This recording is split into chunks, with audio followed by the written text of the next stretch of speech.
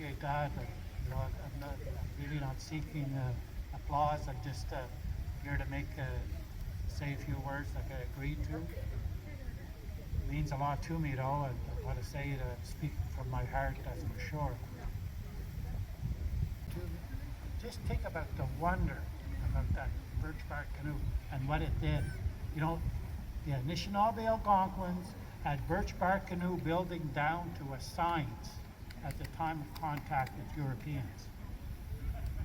They had long canoes, you know, that maybe went from here to that tent there behind you, and it held a lot of people and held a lot of cargo, and the canoe went over white water and it didn't fall apart. That's how well the canoes were in those times. And I mentioned that one time to an audience, and I guess there was a man in the audience, and I guess he didn't think very much of Indigenous peoples, and he got up and he said, if you're able to build such big canoes, why didn't you build big ships like the Europeans did? That's what he asked me. And right away I said to him, we didn't build big ships because we didn't want to go out and explore to try to find a better place to live. We already knew that where we were living was the best place on this planet, and what's the use in trying to find a better place? You know, people come from all over the world to live here because it is the best place on this planet. Not just from 18 on up. Everybody's place. And that's important, you know. So remember that. Don't forget it. Hello. Thank you so much for having us. We are traditional Inuit throat singers. My name is Tamra Takpani, and I am an urban Inuk. I grew up here in Ottawa, and I'm so happy to be throat singing with you guys. I started throat singing in 2014, and I was here last year at the first annual event, so I'm very happy to be back. Hi everyone, my name is Kathy Kettler. I'm also an urban Inuk, and my mom's side of the family is from northern Quebec in a place called Kengiksonujuak in Nunavik. I've been throat singing for about over 20 years, and it's my first time here, so I'm very excited to be here and to be sharing this wonderful music with you. We'll do a little bit of a history first. Show of hands, who has heard throat singing before? Oh, awesome. That's really nice, yeah. Woohoo. Okay, so you guys are in for a treat. You get to hear it again. So traditionally, Inuit women would throat sing while the men were out hunting, and they would wear amautis and have their babies on their backs, and the sounds that they create vibrated, and it would rock the babies to sleep, and in the meantime, the mothers would have a friendly competition. So the sounds that we're making imitate the environment and what is around us, and the first person to laugh loses. So the first song that we're going to be doing is called Boiling Water.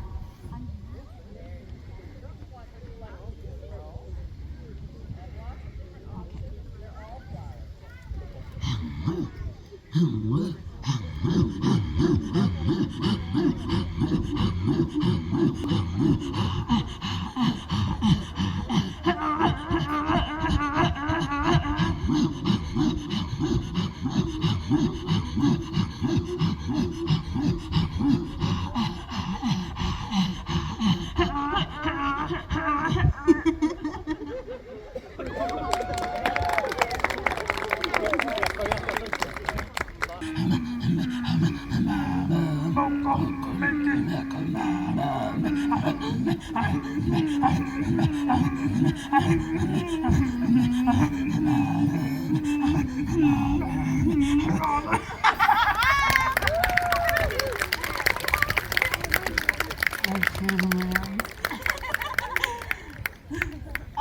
thank you. Organizing this amazing part of the day, and I will pass on the mic to her.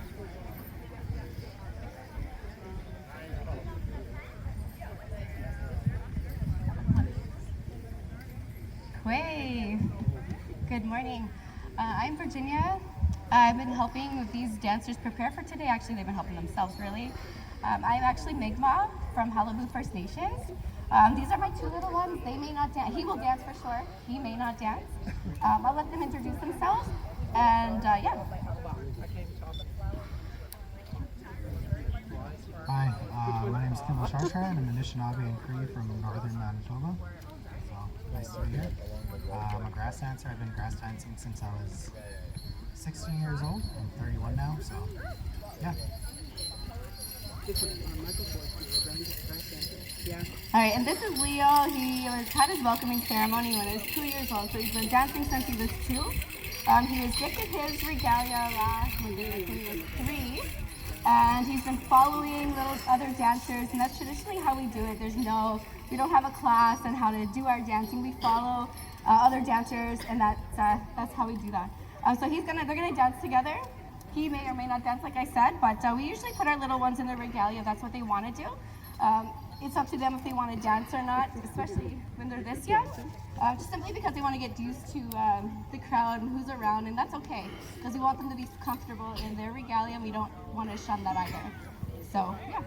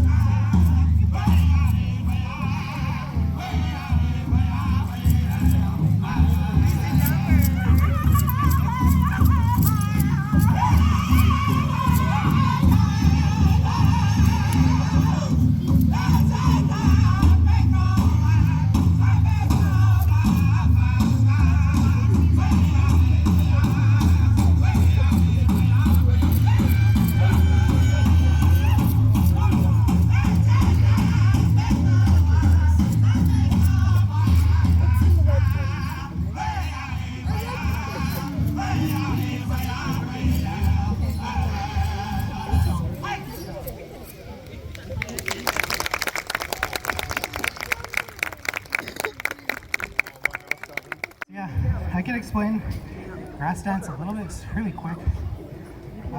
From what my teachings were, grass dancers were, it was part of a ceremony because we were very nomadic people. We moved from place to place, right? And every time we moved, we had to make sure that the grass was good for everybody and safe for everybody, right?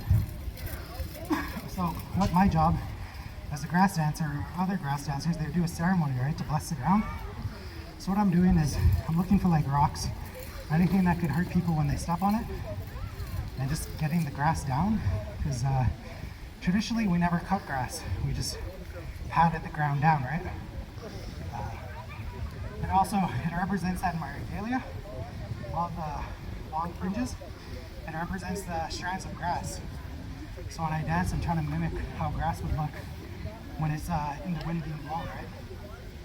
So yeah, just a little background to it. I'm sure there's more stories.